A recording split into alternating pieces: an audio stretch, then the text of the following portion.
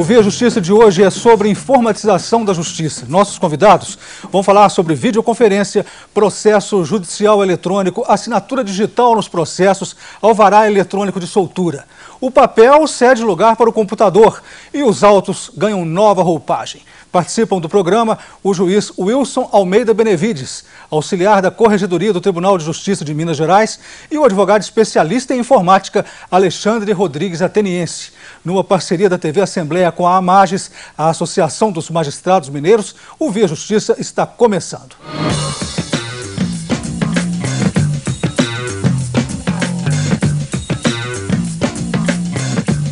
A informatização avança e o judiciário entra de vez na era da internet.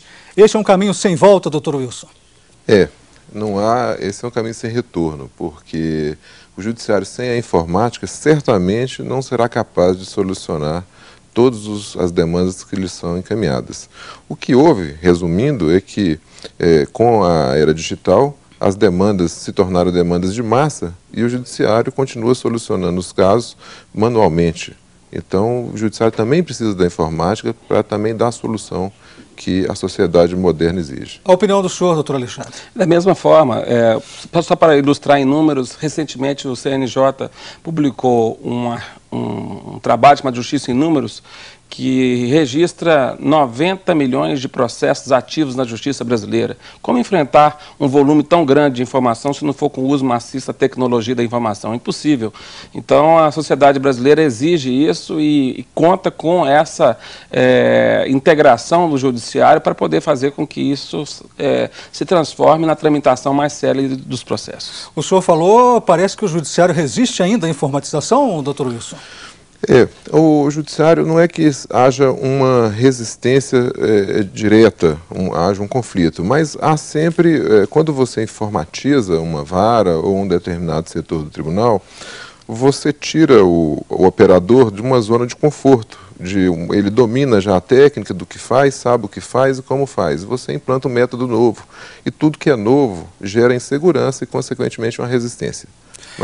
Direito eletrônico, direito informático, direito cibernético, direito virtual são nomes que alguns juristas estão dando ao que seria um novo ramo da ciência jurídica com a chegada do processo eletrônico. Os senhores concordam com essa conceituação ou estaria havendo apenas a mudança de roupagem no processo judicial? Doutor Alexandre? Eu concordo, só que eu queria dizer o seguinte, que todas as terminologias, elas abarcam um conteúdo, uma face multidisciplinar. Processo eletrônico, na verdade, é só uma nova roupagem das práticas processuais que antes eram exclusivamente em papel e de forma presencial. Eu coordeno uma pós-graduação em São Paulo, na escola da OAB de São Paulo, e nós tratamos lá o direito digital, com 16 novos ramos do direito. Processo eletrônico é apenas um deles. Então, nós temos, por exemplo, relação de consumo por meio eletrônico, crimes cibernéticos. Então, a gente tem que fazer essa distinção, porque todos os ramos tradicionais do direito estão, de certa forma, se intercedendo com a tecnologia da informação, surgindo a necessidade de nos prepararmos para que possamos interpretar os fatos que nascem no meio digital, mas que têm relevância jurídica, impactando a todos os ramos tradicionais do direito. Doutor Wilson, então não é simplesmente uma mudança de roupagem, só uma mudança de roupagem? Não, como o doutor Alexandre muito bem explicou, esse direito virtual é alguma coisa mais ampla, ele tem segmento em todos os ramos do direito praticamente, desde o da família até o contrato e por aí vai. O processo eletrônico é essa modificação das técnicas processuais para que sejam praticadas em meio virtual. Os senhores acreditam que as ações em papel serão substituídas definitivamente pela informática, doutor Alexandre? Eu não tenho a menor dúvida quanto a isso. Nós só não saberia te responder exatamente quando é que essas mudanças vão de fato acontecer em cada um dos 92 tribunais brasileiros, porque cada um tem sua autonomia própria, tem seu presidente, tem seu orçamento e sabe exatamente qual é o momento que essa mudança vai acontecer. Agora, a conversão do papel para o digital e da tramitação tramitação dos autos apenas em formato digital é uma mudança que veio para ficar. Só para se ter uma ideia, alguns tribunais mais avançados, como o STF e o STJ, que já estão numa fase muito mais efetiva da tramitação por meio digital, dentro de mais 2 anos, no máximo, não haverá mais condições de você advogar que não seja apenas por transmissão de peças digitais. Doutor Wilson, a justiça virtual ela tem as mesmas bases da justiça do papel? Tem exatamente as mesmas bases. Sob o ponto de vista dos princípios do direito, dos princípios das garantias processuais, ela deve assegurar ao cidadão os mesmos direitos e garantias no meio virtual, deve assegurar os mesmos direitos e garantias que ele teria no processo de papel.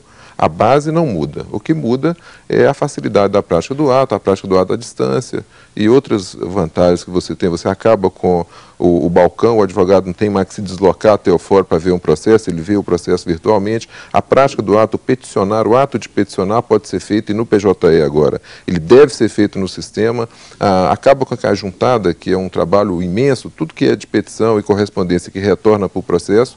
Quando o juiz pede uma informação a um órgão, retorna sempre, um ofício tem que ser juntado, e da agora para frente o que a gente espera é que isso seja feito todo no ambiente virtual. Até porque o forte do PJE é a interoperabilidade, ou seja, ele tem que interagir com todos os outros sistemas virtuais que circundam o processo, com os sistemas do governo, com os advogados, com o Ministério Público, com as polícias e assim por diante. Só para explicar para o telespectador, PJE significa Processo Judicial Eletrônico. Vamos falar agora sobre videoconferência. Doutor Alexandre, o que é, como, quando, onde e por que surgiu a videoconferência? Surgiu diante da necessidade de fazer com que um ato que antes era essencialmente presencial, ou seja, a tomada de depoimento de réu preso, pudesse também ser realizado à distância. Então, o Tribunal de Justiça de Minas Gerais investiu em infraestrutura para poder propiciar que os réus não tenham mais que se deslocar até o Fórum de Belo Horizonte, em determinadas circunstâncias, para poder serem ouvidos. São ouvidos a partir da própria penitenciária. Isso poupa deslocamento, é um processo que vai aferir mais segurança. Um dos grandes defensores desse projeto sempre foi o doutor Heber Carneiro, que durante muito tempo militou na vara de execuções criminais. Doutor Wilson, quais seriam os prós e os contras em relação à videoconferência? Olha, como toda tecnologia, ela apresenta aquela possibilidade de falha. Se falha, o ato processual fica prejudicado.